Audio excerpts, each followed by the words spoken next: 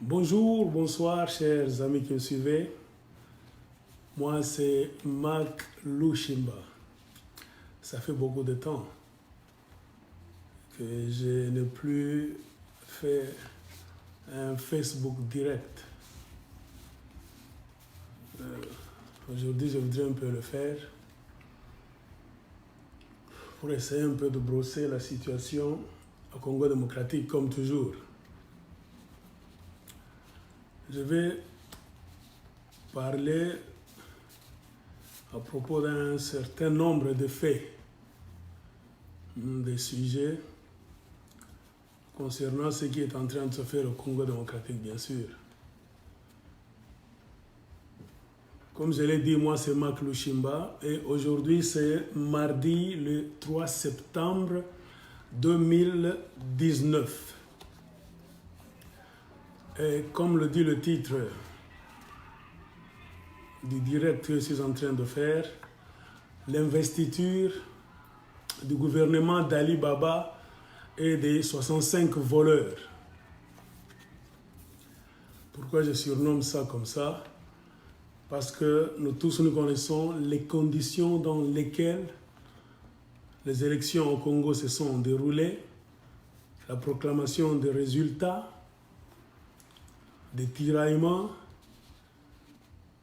et il nous a fallu au moins, donc il a fallu aux Congolais, donc plus de 7 mois, donc disons 8 mois, pour qu'un gouvernement puisse être mis sur pied. Et quel gouvernement? Dans quelles conditions? Dans quel pays? Si nous voulons tenir compte de beaucoup de critères, de la réalité politique, économique, sociale de la République démocratique du Congo. Et bien sûr, nous allons nous poser la question, est-ce que les Congolais ont-ils besoin d'un gouvernement éléphantesque? Donc là où il faut qu'il y ait un Premier ministre avec 65 autres ministres. Ce sont des questions auxquelles nous devons répondre. Et des questions que nous, en tant que Congolais, nous devons nous poser. Et avant d'entrer dans le vif du sujet, parce que j'ai un certain nombre de sujets à traiter ici, je vais parler du génocide congolais qui est un peu oublié, de l'affaire Minembwe. Je vais parler d'un livre qu'un compatriote congolais a écrit qui peut nous aider aussi. Parce que comme je l'ai toujours dit, nous Congolais, nous avons toujours tendance à discuter dans le vide. Parce que la plupart d'entre nous, nous n'avons pas la culture de la lecture, des recherches et de la vraie connaissance. Mais nous sommes des champions dans des débats futiles, des insultes qui n'ont aucun fondement. Je vais parler de l'Ebola.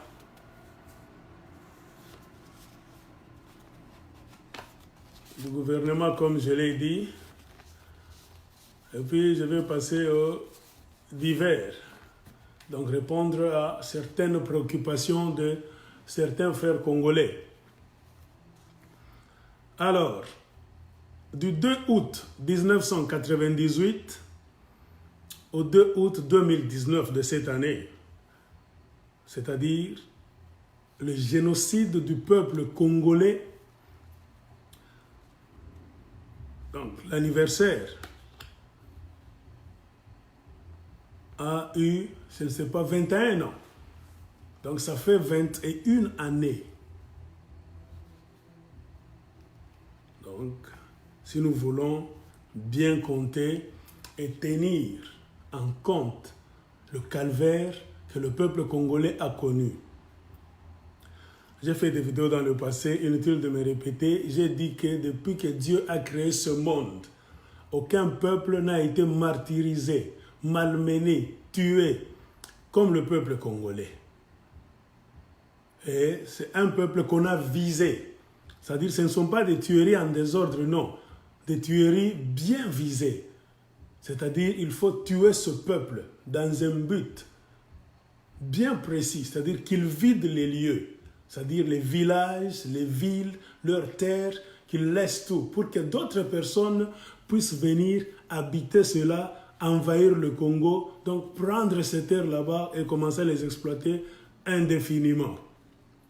Et quand vous visez un peuple pour le tuer, c'est déjà un génocide. Comme ça s'est fait au Rwanda. Tout le monde a crié, non, les Hutus ont visé les Tutsis. On a appelé ça génocide.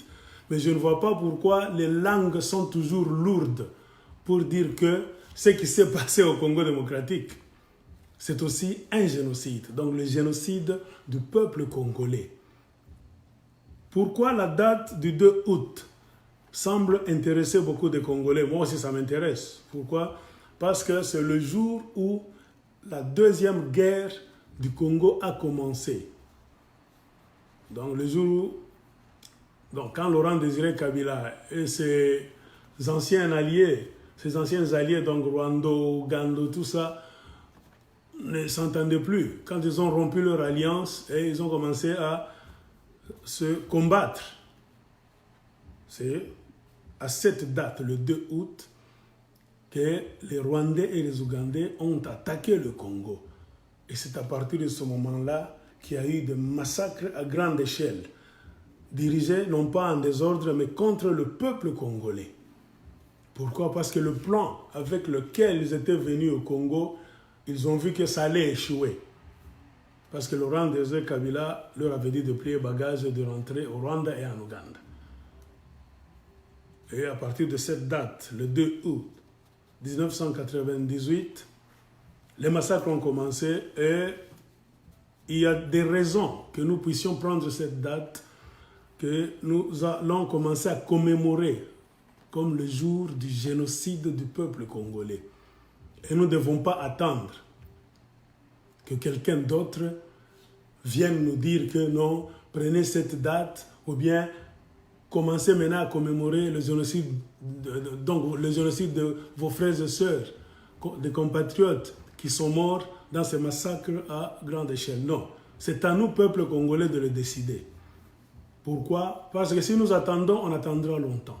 Parce que ceux qui tuent, ou bien qui ont commencé à tuer le peuple congolais, sont très nombreux et c'est avec la complicité de ce que nous appelons même la communauté internationale. Donc nous ne devons pas nous perdre comme certains Congolais que j'ai entendu quelque part définir qui a le dernier mot, qui a donc la décision finale pour proclamer que tel ou tel jour sera le jour du génocide de tel ou tel peuple. Mes chers amis, vous attendrez longtemps. C'est nous les victimes. Et c'est à nous de reconnaître ça, de nous imposer. Et le monde entier va suivre après. Ce n'est pas au bourreau, c'est lui qui t'a pillé, qui t'a tué, de reconnaître que ce qu'il a fait chez toi, c'est un génocide. Non, c'est à toi, la victime, de le faire. Donc nous devons faire attention et insister. C'est pour cela que nous sommes en train de parler. Et c'est pour cela que nous continuerons à parler de ce sujet. Et on a remarqué que le 2 août est venu, c'est passé, il n'y avait aucun mot de ceux qui sont au pouvoir au Congo. Aucun message, à part quelques compatriotes congolais de l'étranger.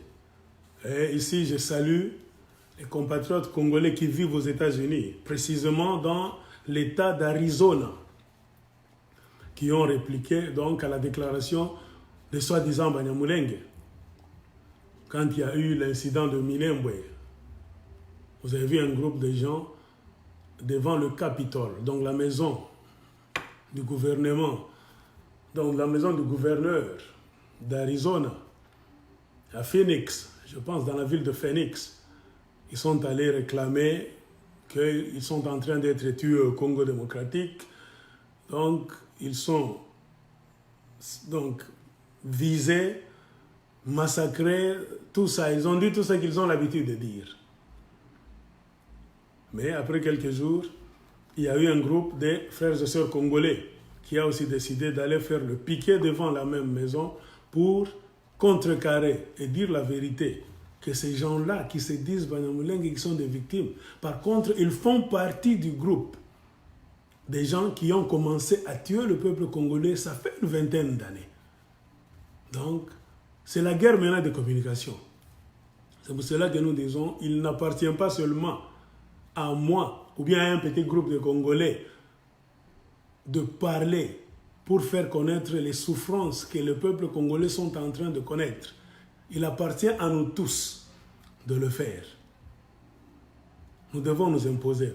Coup de chapeau à nos compatriotes congolais.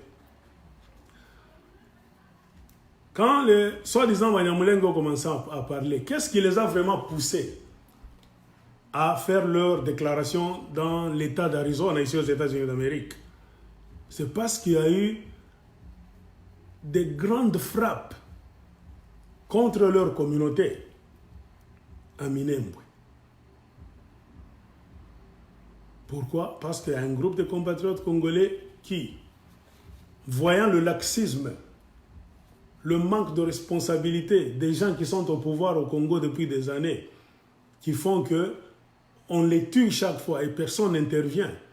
Des compatriotes congolais se sont organisés donc dans des groupes populaires d'autodéfense ou bien des groupes d'autodéfense populaires pour se prendre en charge. Donc, se défendre et bloquer donc l'ennemi qui a l'habitude de les massacrer chaque fois.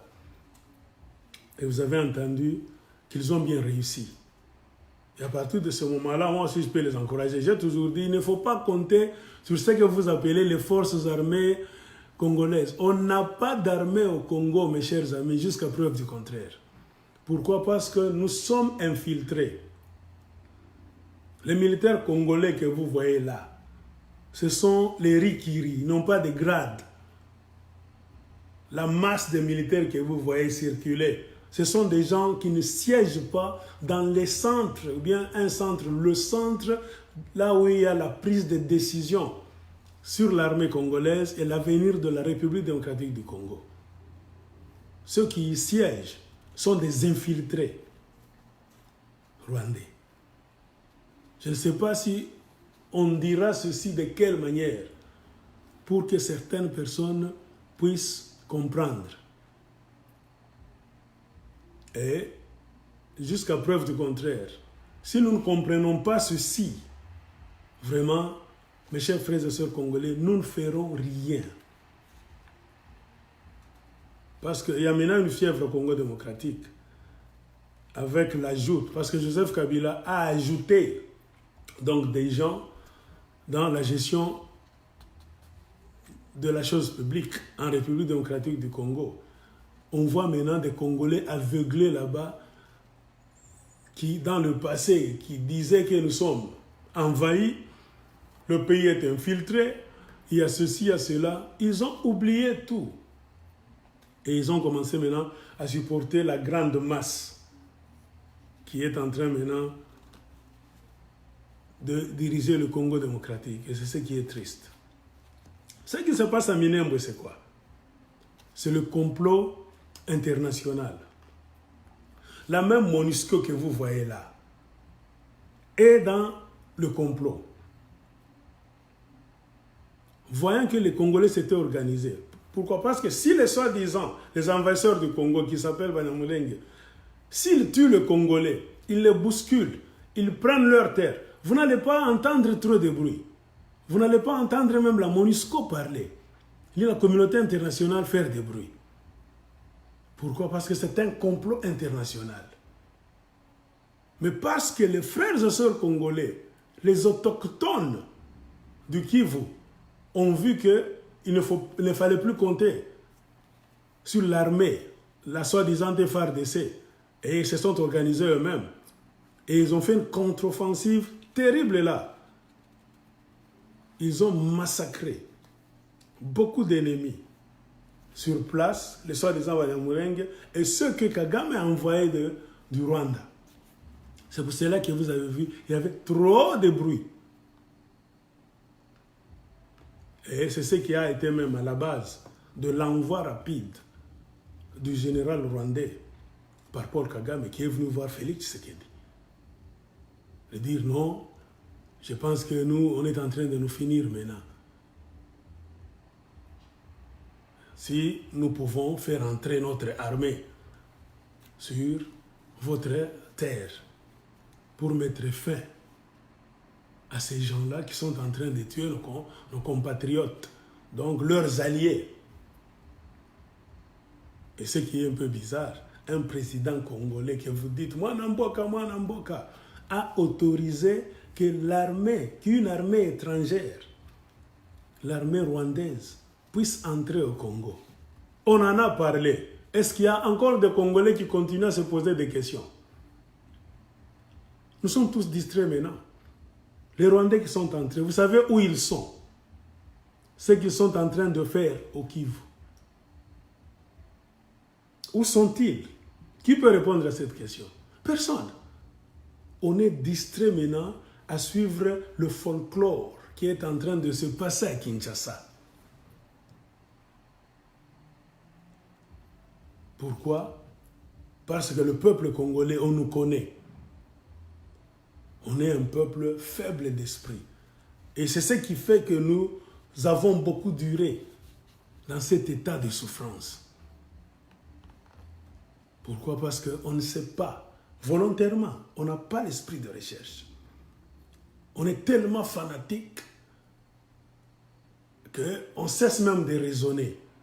Et les jeux qui est en train de se jouer au Congo, à Kinshasa, le soi-disant gouvernement qu'on vient de mettre en place, c'est l'œuvre de Joseph Kabila. Et il le savait.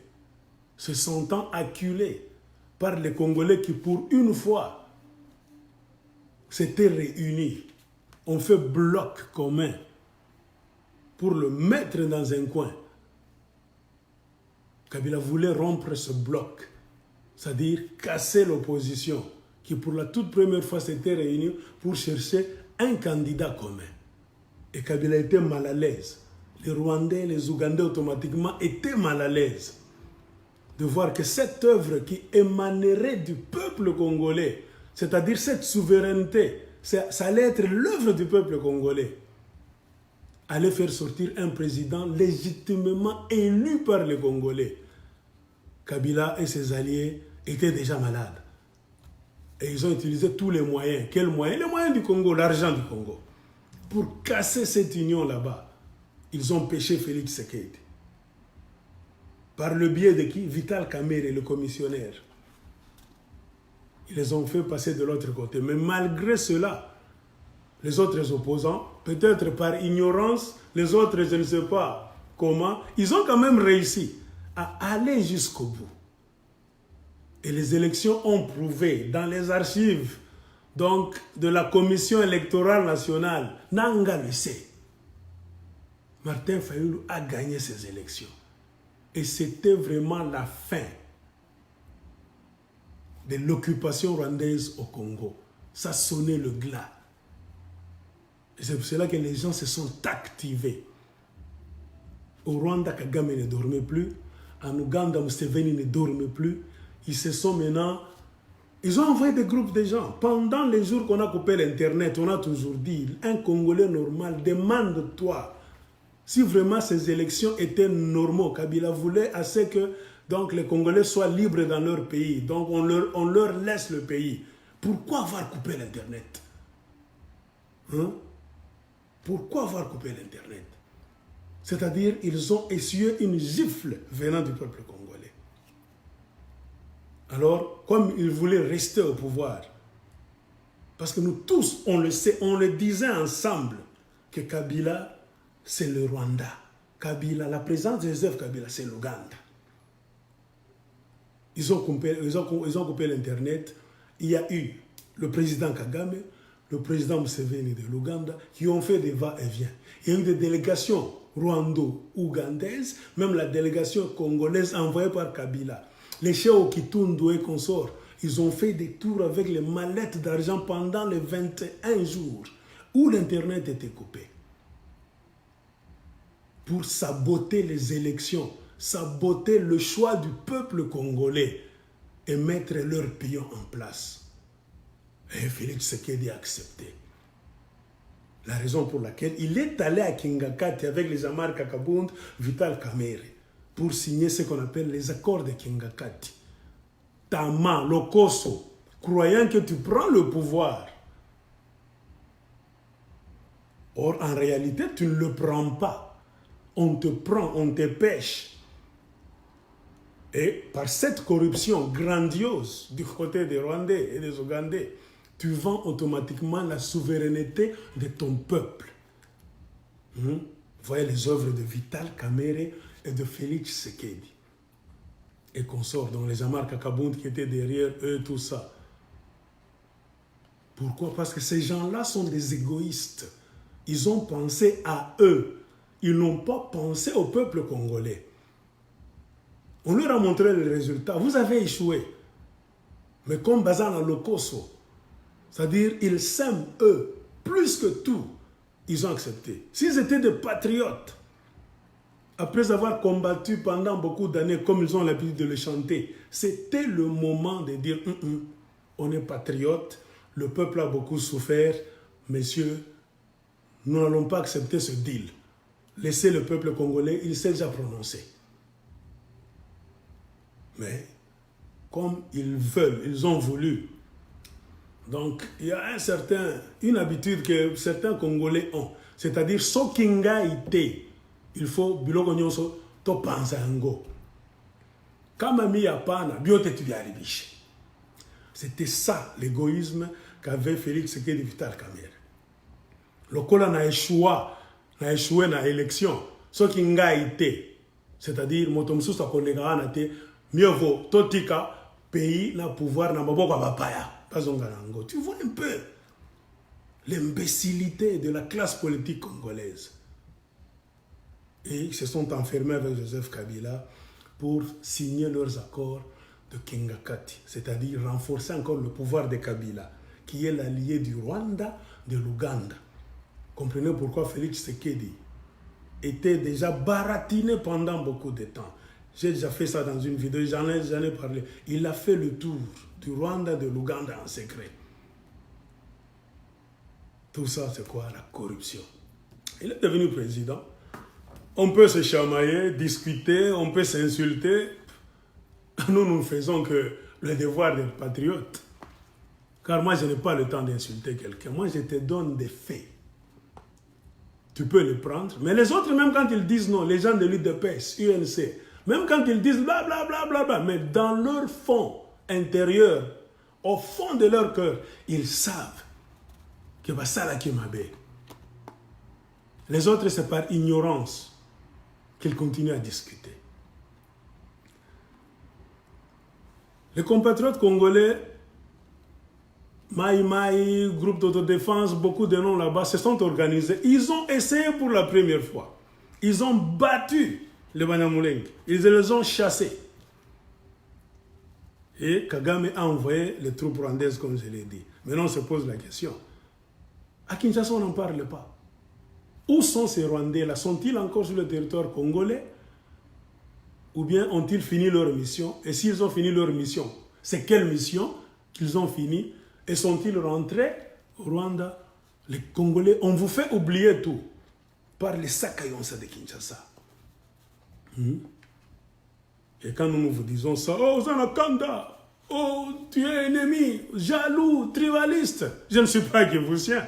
Je peux tourner la page et dire, par exemple, pourquoi est-ce que nous continuons à songer aux gens du Kivu, à penser à eux, à savoir que les Congolais sont politique. Les Congolais sont des amorphes, la majorité des intellectuels, même des politiciens, des idiots. Et c'est parce que nous, peuple congolais, soi-disant intellectuels, nous voulons suivre ces politiqueurs-là. C'est pour cela que nous nous perdons davantage. L'ONU était complice. L'ONU avait envoyé la MONUSCO, selon la réalité du terrain, une vraie histoire de ceux qui avaient vécu ça, l'attaque de Minembwe. L'ONU avait envoyé des drones pour voir les Kivusiens, les Mai Mai et autres groupes d'autodéfense, s'ils étaient en train d'encercler Minembwe pour attaquer les soi-disant Congolais Banyamulenge. Et ces gens-là, donc, vêtus de pouvoirs mystiques, ancestraux, je ne sais pas comment est-ce qu'ils étaient perdus. Les drones de l'ONU ont fait le tour. Ils n'ont vu personne. Les gens qui contrôlaient les drones ont donné le rapport à la MONUSCO, qu'il n'y a personne. Alors, l'ONU, la même MONUSCO, a envoyé des hélicoptères avec des armes pour les donner à certains combattants Banyamulenge et même les Rwandais qui s'étaient infiltrés pour qu'ils puissent déjà prendre position et s'apprêter. Et l'hélicoptère était descendu à Minembwe avec des armes. Pendant qu'on était en train de décharger ces armes-là, c'est à ce moment-là que les Mai Mai, magiquement là, sont apparus comme ça, devant les militaires qui déchargeaient la cargaison de l'arsenal. La MONUSCO, que vous êtes en train de dire, MONUSCO, MONUSCO, MONUSCO, ce sont les gens qui sont aussi à la base de notre misère. Les Mai Mai les ont encerclés, ils ont dit, Moura Fanya Ninya. MONUSCO, ils ont dit au pilote, ils ont kidnappé le pilote et son adjoint. Ils ont dit, tu t'accumalises, on va te tuer. Le pilote voulait communiquer, donc, ce n'est pas la centrale de la MONUSCO. Les Mai Mai ont dit, tu ne parleras pas, viens dans un coin. Et les Mai Mai ont déchargé toute la cargaison des armes que la MONUSCO voulait envoyer au Banyamulenge. Ils ont pris ça. Après avoir pris ça, ils ont dit au pilote, parle maintenant, dis à la centrale que nous avons rencontré une difficulté, envoyez-nous des renforts, d'autres armes. La MONUSCO a envoyé encore un autre hélicoptère avec des armes là-dedans. C'est descendu à côté de l'autre hélicoptère. Pendant ce temps, les Mai Mai maîtrisaient le pilote. Ils ont encore fait descendre l'autre cargaison et les Mai Mai ont pris ça encore. Et comprenez pourquoi les Mai Mai ont utilisé les armes données par la MONUSCO, croyant que ces armes devaient finir dans les mains des Rwando, choses qui s'appellent Banyamulenge. Mais c'est entré dans les mains des combattants congolais. C'est pour cela que les combattants congolais ont utilisé ces armes-là pour se battre maintenant terriblement. Ils ont tué beaucoup de gens. Donc dans la communauté Banyamulenge, Kagame aussi a envoyé des renforts venant du Rwanda. Les Mai Mai bien armés là-bas, stratégiquement, magiquement, ancestralement, ont battu à plate couture. Donc, toutes les unités que Kagame a envoyées. Kagame se trouve dans une position de faiblesse. Pourquoi? Peut-être vous allez dire, parce que nous avons maintenant peur de vous dire des choses. Oh, il est en train de mentir, jaloux. Non.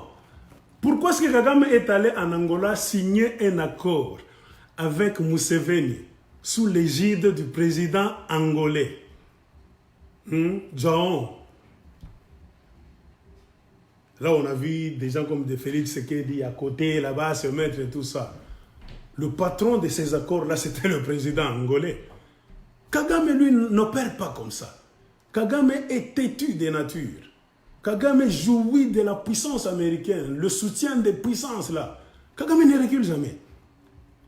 Quand Kagame, vous le voyez, allait signer un accord rapidement, c'est-à-dire, il a vu quelque chose, il a dit non, si je m'entête ici, ça tournera au vinaigre. Donc ça va mal tourner pour mon pays. Et cela, Kagame est allé signer. Pourquoi? Il y a déjà un torchon qui brûle entre le Rwanda et l'Ouganda. J'ai dit ça dans ma vidéo passée. Pourquoi? Tous ceux qui ont aidé Kagame, en bref, je ne vais pas... C'est une longue histoire. Je vais abréger ça. Tous ceux qui ont aidé Kagame à prendre le pouvoir, qu'il soit rwandais, ougandais, Kagame maintenant s'est retourné contre tout le monde. Kagame a tué, même dans son cercle le plus proche, il a empoisonné, emprisonné.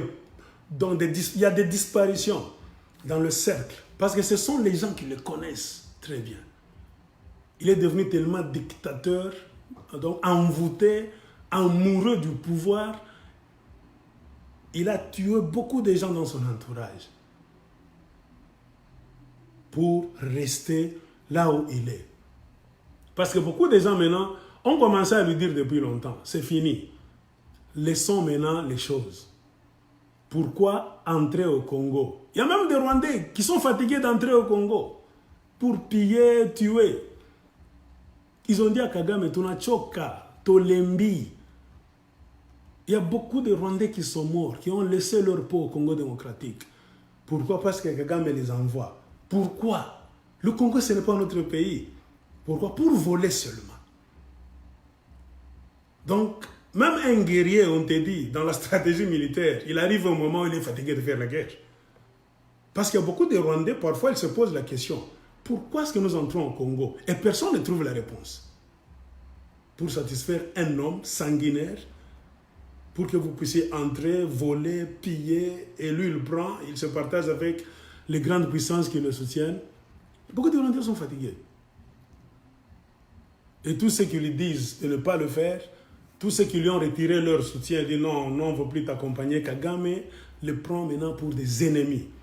C'est pour cela que Kagame s'est appris donc un système d'éliminer tous ceux qui ne veulent plus l'accompagner dans ses pensées, en commençant dans son cercle le plus proche, au Rwanda et même en Ouganda. Et les Ougandais le connaissent très bien. Pourquoi? Museveni, c'est lui qui a fabriqué Kagame. C'est lui qui a fabriqué le pouvoir de Kagame. Hein? Donc, Kagame connaît les Congolais. Il sait très bien que les Congolais ne raisonnent pas. Les Congolais sont faibles. Ils ont essayé à plusieurs reprises d'entrer. Hein? Ils connaissent qu'on a déjà donc, saccagé donc, la force des Congolais, que ce soit militairement, civilement, il n'y a rien là-bas. Mais comme il s'est retrouvé en conflit avec l'Ouganda, c'est là où Kagame a eu peur. Pourquoi? Parce que Kagame, c'est quoi? Et ses amis, ce sont des Rwandais réfugiés en Ouganda. Les autres nés en Ouganda, ils ont grandi là-bas. Museveni les a entraînés. Museveni leur a fait de ce qu'ils sont devenus. C'est-à-dire Museveni les connaît très bien. S'il y a quelqu'un qui peut matraquer Kagame et le frapper convenablement à plate couture, c'est Museveni. Et c'était ça la peur de Kagame, de se voir qu'il est maintenant en conflit ouvert avec Yoweri Museveni. Et les gens comme Yoweri Museveni, si au Congo on avait des stratèges, des hommes politiques civils d'abord, sages, qui aiment le peuple congolais, ils devaient ce qu'on appelle capitaliser sur ce conflit entre le Rwanda et l'Ouganda. C'est-à-dire, comme Kagame ne s'entend plus avec Museveni, on allait s'allier directement à Museveni pour l'attirer dans notre camp, parce qu'il connaît bien le secret de Kagame, afin de frapper Kagame convenablement. Rien n'a été fait, civilement parlant, même militairement parlant.